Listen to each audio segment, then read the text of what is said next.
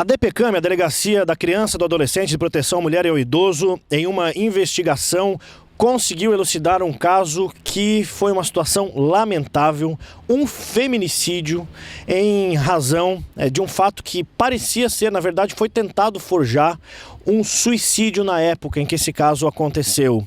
E agora o mandado foi cumprido e o homem foi preso. Na oportunidade, a Aline Santiago, então com 22 anos de idade, foi encontrada, supostamente encontrada, morta pelo marido, no banheiro da residência, amarrada com uma calça no pescoço, provavelmente no box ou no chuveiro ali do banheiro. E aí o marido informou que até ela antes, quando ele tentou tirar, ela teria dito me larga aí para a polícia.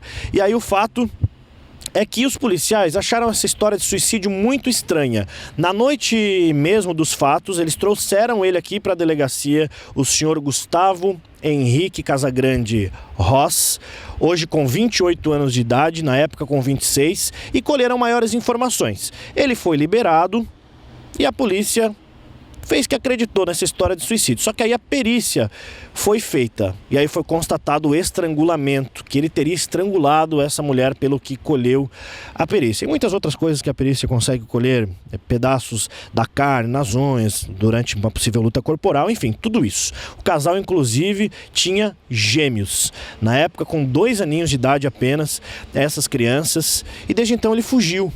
A gente está aqui na delegacia porque o delegado Túlio Falcão, que está respondendo interinamente aqui pela DPCAM, foi quem, junto com o policial mesário aqui da investigação, cumpriu esse mandado, que foi em Sombrio, esse cumprimento nessa terça-feira, delegado. Como é que foi essa apuração desses fatos? Não é uma investigação fácil, quando se trata, em um primeiro momento, de um suicídio. Isso aconteceu, foi em 2007?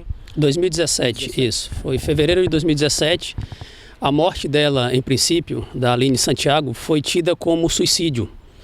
Só que com a equipe aqui de plantão, já foi no local, já estranhou a situação. O corpo dela já não estava mais presente, já tinham sido removidos alguns objetos da cena do crime, mas mesmo assim o IGP, através de uma perícia muito bem feita, determinou ali que havia indícios de violência e que a morte dela poderia ter sido causada por forças de um terceiro, ou seja, um estrangulamento com o uso de uma calça jeans.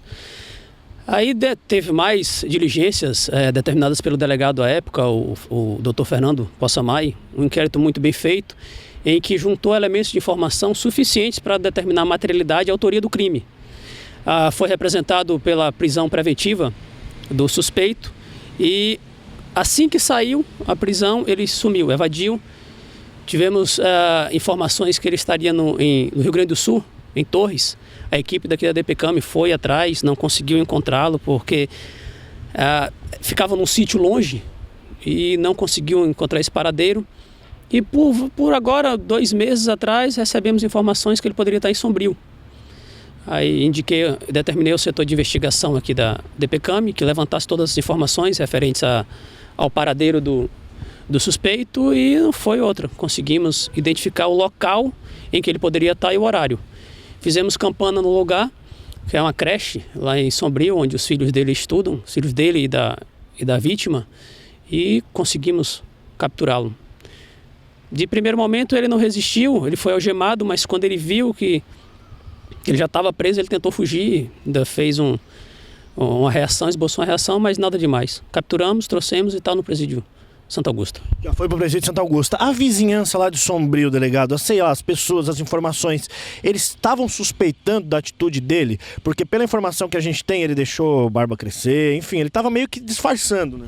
Isso, não. O indiciado e o preso, ele foi indiciado pelo feminicídio, e o preso, ele tinha a vida completamente recatada.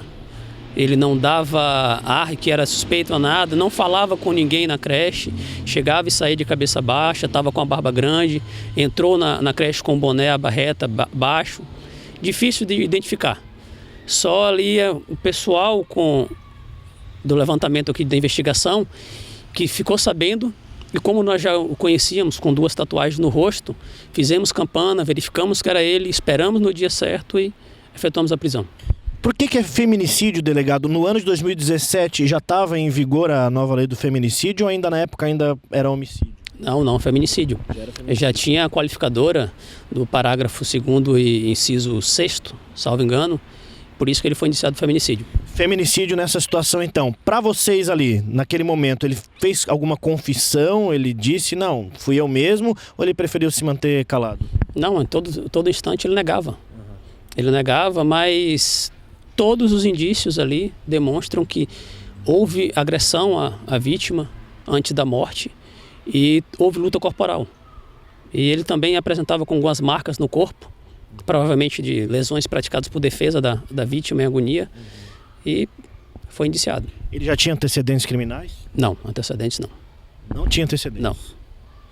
É uma situação grave que foi registrada, portanto, e veja só, agora então saiu essa situação. É prisão preventiva nesse caso ou já é sentença condenatória? Preventiva.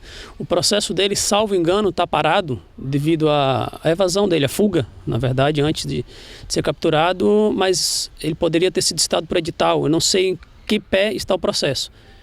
Aí a prisão foi decretada para aplicação da lei penal, por causa que ele se encontrava foragido, e ainda bem que o judiciário decretou a prisão e foi cumprida. Obrigado então, delegado Túlio. Prisão na creche. Os filhos dele também eram da Aline, que foi a vítima dessa situação. Só que muito pequenos, nem imaginam com certeza até hoje o que de fato aconteceu nessa situação. Quando forem mais velhos aqui, eles com certeza vão notar o que aconteceu nessa família. Esse crime ele foi registrado ali entre os bairros Cruzeiro do Sul e Mina Brasil, próximo à antiga sede da RTV. Na época, o Canal 19, próximo ali também ao Hospital São João Batista, fica bem no limite ali entre os bairros Cruzeiro do Sul e Mina Brasil, mas ali já é Mina Brasil, na residência em que esse casal morava na época. Depois, como disse o delegado, ele se muda para Torres com os filhos, esses gêmeos inclusive, depois acaba levando eles para Sombrio. Achou que ia ficar impune, resistiu até um pouco à prisão, mas a polícia fez o seu trabalho e o Gustavo já está atrás das grades. Com imagens de Nilson Carioca, João Zanini, em mais uma reportagem de polícia.